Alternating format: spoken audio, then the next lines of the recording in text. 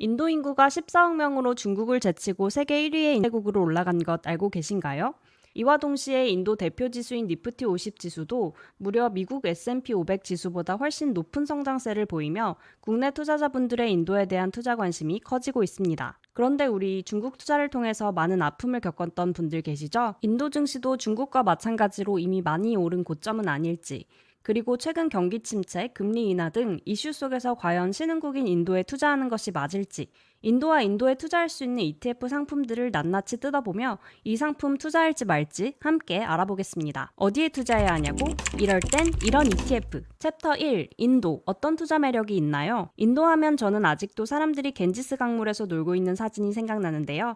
이것은 마치 아직도 서울이 88 올림픽 때라고 생각하는 것과 유사하다는 것을 최근에서야 깨달았습니다. 물론 아직 낙후 지역이 훨씬 많지만 인도 도시의 풍경은 저희의 상상 그 이상을 보여주고 있는 것 같습니다. 지난 2023년 인도는 현재 전 세계에서 가장 인구가 많은 나라로 등극했습니다. 그런데 인도가 인구 1위라는 것만 아는 것은 인도 투자 매력의 10%에 불과하다는 것 알고 계셨나요? 첫째, 인구 1위의 폭발적인 인구 성장. 현재 인구가 감소 중인 중국과는 달리 인도는 2060년, 그러니까 앞으로 30-40년간 인구 증가가 이어질 것이라는 예상이 지배적입니다. 인도 종교의 70% 정도를 차지하는 힌두교의 삶의 4가지 목표 중 하나가 바로 부부관계를 잘해서 출산을 하는 것이고, 이러한 교리 덕분에 계속해서 인구수는 폭발적으로 증가하고 있습니다. 계속해서 젊은 노동력이 유입될 것이고, 이는 인건비 증가와 인구 감소로 문제를 겪고 있는 중국과는 다른 인도의 가장 큰 경쟁력으로 작용할 것입니다. 둘째, 벌써 경제대국, 앞으로는 더욱 강해질 것. 인도는 식민지였던 영국을 넘어 세계 5위의 경제대국으로 성장했습니다. 뿐만 아닙니다. 높은 성장세를 보여주는 주요 신흥국 중에서도 압도적으로 성장을 해왔고 앞으로도 계속해서 고속 성장을 할 것이기 때문에 인도 투자는 계속해서 관심을 가져야 하는 영역임에 틀림없습니다. 셋째, 높은 학구열과 영어 사용. 전 세계에서 가장 높은 학구열을 보이는 것이 인도입니다. 인도 공과대학은 모든 인도인들의 워너비이고 인도 공과대학에 떨어지면 세계 최고로 알려진 미국 MIT에 간다는 말이 있을 정도이지요. 이런 세계 최고의 학구열을 뚫고 나온 인재들은 높은 수준을 자랑하며 인도의 수준을 끌어올리고 있습니다. 또한 주요 신흥국과 가장 차별화되는 점으로 영어를 쓴다는 점이 있습니다. 이는 인도가 다른 나라와 비즈니스를 할 때 더욱 원활하게 진행되는 이유이기도 하고 중국보다 더욱 높은 성장세를 보일 수 있는 이유이기도 합니다. 그 결과 세계의 주요 기업, 국가의 상층부를 인도계가 장악하고 있는 모습입니다. 물론 인도에서 인도 유출에 대한 우려가 있는 것도 사실이지만 장기적으로 이는 인도의 국가 경쟁력으로 이어질 것임에 분명합니다. 세계 최고의 양적, 질적 노동력을 자랑하며 급속 성장할 인도 투자는 충분히 매력적일 것 같습니다. 챕터 2. 지금 투자해도 늦지 않았을까요? 그렇다면 인도, 지금 투자해도 늦지 않았을까요? 우선 인도 투자를 본격적으로 알아보기에 앞서 인도 투자의 과거 성과들을 한번 살펴보도록 하겠습니다. 2020년 이후부터 인도 니프티 50 지수와 S&P 500 지수의 상승률을 비교해 본다면 S&P 500 지수는 305% 상승하는 동안 니프티 50 지수는 무려 1532% 상승하였습니다. 미국 주식이 가장 성과가 좋은 줄 알았는데 인도 주식은 언제 이렇게 많이 올랐을까요? 문제는 지금 들어가면 너무 고점에 들어가는 게 아닐까 하는 걱정인데요. 앞서 설명드렸다시피 인도의 성장은 앞으로 본격적으로 시작하는 단계라고 말씀드릴 수 있습니다. 인도에 대한 시각은 전설적인 펀드 매니저들도 매우 긍정적으로 바라보고 있습니다. 브릿지워터의 창립자인 레이 달리오는 자신의 X에 이렇게 글을 올렸습니다. 주요 국가의 10년간 경제 성장률을 예측한 지표에서 인도는 7%의 성장률로 1위를 차지했다. 인도는 큰 성장 잠재력과 이를 촉진할 수 있는 리더십 등이 잘 조합돼 있다. 반면 중국에 대해서는 중국 기업에 수십억 달러를 투자했지만 중국이 부채에 대한 대규모 구조조정을 설계할 때라며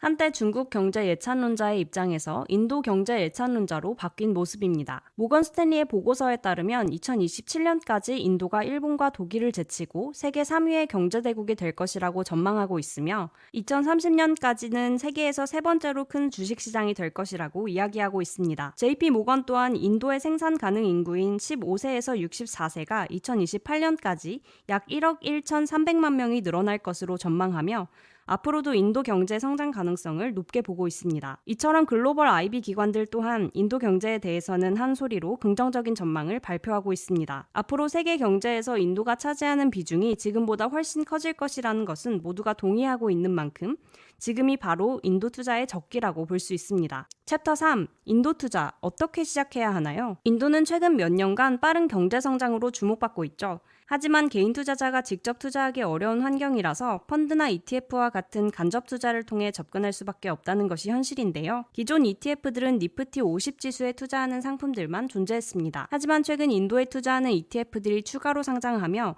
지난 9월 10일 상장한 에이스의 인도 ETF 2종을 포함하여 국내에서 인도에 투자할 수 있는 ETF가 니프티 50 지수에 투자할 수 있는 종목을 포함하여 총 9종목이 됐습니다. 첫 번째, 가장 대표적인 인도 투자 상품 니프티 50 지수에 투자하는 ETF입니다. 니프티 50 지수는 인도증권 거래소 NSE 상장 주식 중 시가총액이 크고 유동성이 풍부한 상위 50개 우량 종목으로 구성된 지수입니다. 한마디로 인도의 대표 지수에 투자할 수 있는 ETF죠. 예를 들면 미국의 대표 지수인 S&P 500, 유럽의 대표 지수인 유로스탁스 50, 일본의 대표 지수인 니케이 225와 같은 지수라고 할 수 있겠습니다. 구성을 한번 볼까요? 섹터별로 보면 금융 32.6%로 비중이 가장 높지만 에너지, 소비재, 헬스케어, 통신 등 다양한 섹터에 분산하여 투자하고 있는 것이 특징입니다. 인도 대표지수 투자 상품에는 2배 수익률을 추종하는 레버리지 상품들도 상장되어 있어 보다 공격적인 투자도 가능하니 참고하시면 될 것 같습니다. 두 번째로는 테마형 ETF입니다. 세분화해서 살펴보면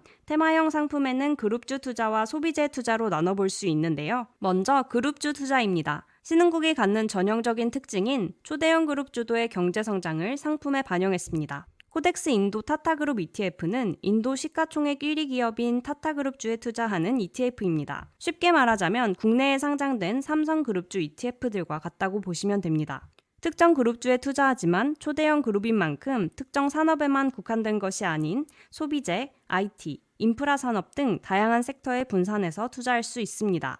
에이스 인도 빅5 그룹 액티브 ETF는 타타그룹을 비롯해서 아다니, L&T, 바자즈, 릴라이언스 5개 그룹에 분산 투자합니다. 인도와 같은 신흥국은 옛날에 한국처럼 정부 주도로 경제 개발이 이루어지는데요. 이러한 정부 정책에 힘입어 성장하는 대기업 5개를 골라 투자하는 거죠. 소비재 투자 ETF는 어떤 특징이 있을까요? 개인적으로 저는 이 상품들이 인도의 투자 매력을 가장 정확하게 담아냈다고 생각하는데요. 인도는 현재 노동력이 풍부한 젊고 역동적인 인구를 가지고 있어 인구 황금기라고 할 수 있습니다. 특히나 소비력이 충분한 중상층의 수가 늘고 있는 모습이에요.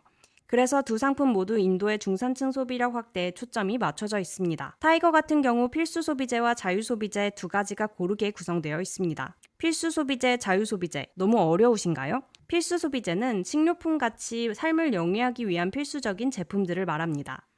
때문에 경기에 큰 상관없이 무조건적으로 사용해야 하죠. 자유소비재란 더 나은 삶을 위한 소비에 해당하고 필수적인 제품들은 아닙니다. 에이스는 타이거와 반대로 자유소비재와 헬스케어 종목에 집중 투자합니다. 중산층의 소비가 늘면서 실질적으로 소비가 집중되는 수혜 업종에 투자한다는 것이 그 특징인데요. 중산층의 소비 고급화에 따라 성장성이 높은 자동차, 에어컨, 헬스케어 3개 업종에 투자합니다. 실제로 가전제품과 자동차는 중상층이 가장 먼저 구입하는 소비재로 꼽히고 헬스케어는 돈이 많아질수록 수요가 늘어나게 되겠죠. 같은 소비재 투자지만 그 구성을 보면 굉장히 차이가 나죠. 물론 인도 경제가 계속해서 성장한다고 가정하면 두 개 ETF 모두 좋은 성과를 보일 것인데요. 필수 소비재는 안정적인 수요가 발생하겠지만 큰 성장은 기대하기 힘들 수도 있습니다. 또 자유 소비재는 경기에 민감하니 비교적 안정적이진 않겠지만 보다 큰 성장 가능성을 기대해 볼 수 있겠네요. 챕터 4. 활용법. 투자할까요? 말까요? 앞서 설명드린 것처럼 다양한 이유로 인도 투자는 장기적으로 우상향할 것으로 예상됩니다. 그러나 과거 신흥국으로 엄청난 주목을 받았던 브릭스는 결국 중국만 살아남았죠. 그러나 현재는 중국의 성장세가 둔화되고 인도가 부상하고 있는 상황이라 미래를 완전히 예측하기란 어렵습니다. 그리고 인도 주식시장은 이미 많이 상승한 만큼 고점 논란이 있을 수도 있겠죠. 인도 투자 할지 말지 딱 말씀드리겠습니다. 5년 이상 장기적 관점에서 인도에 투자한다? 포트폴리오 분산 투자 관점에서 인도 주식을 일부 편입하려고 한다? 인구는 곧 국력이다. 인구가 늘면 국가 경쟁력이 는다? 라고 생각하시는 분들은 투자하세요. 인도 투자로 단기간에 큰 돈을 벌고 싶다. 인도가 짱이다. 몰빵 간다. 인도는 카스트 제도, 인프라 미비로 성장 가능성이 떨어진다. 라고 생각하시는 분들은 투자하지 마세요. 인도 투자가 장기로 바라볼 분들에게는 매력적이지만 단기적으로는 큰 변동성에 휘말릴 수 있는 투자라고 생각합니다. 마지막으로 인도 투자 ETF 딱 설명해 드리겠습니다. 그냥 S&P 500 같은 지수에 투자가 하고 싶다. 타이거 인도 니프티 50, 코덱스 인도 니프티 50. 인도 인구 증가에 따른 소비 시장 성장에 투자하고 싶다. 에이스 인도 컨슈머 파워 액티브, 타이거 인도 빌리언 컨슈머. 신흥국은 대기업 위주로 성장할 수밖에 없다. 코덱스 인도 타타그룹, 에이스 인도 시장 대표 빅5 그룹 액티브. 한 가지 팁을 드리자면 인도 ETF 같은 경우 연금 계좌에서 투자하면 장기 투자와 함께 절세 혜택을 누릴 수 있으니 DC, IRP, 개인연금에서 투자하세요. 오늘도 들어주셔서 감사합니다. 그럼 안녕. 유익했다면 구독과 좋아요, 알림 설정도 부탁드려요.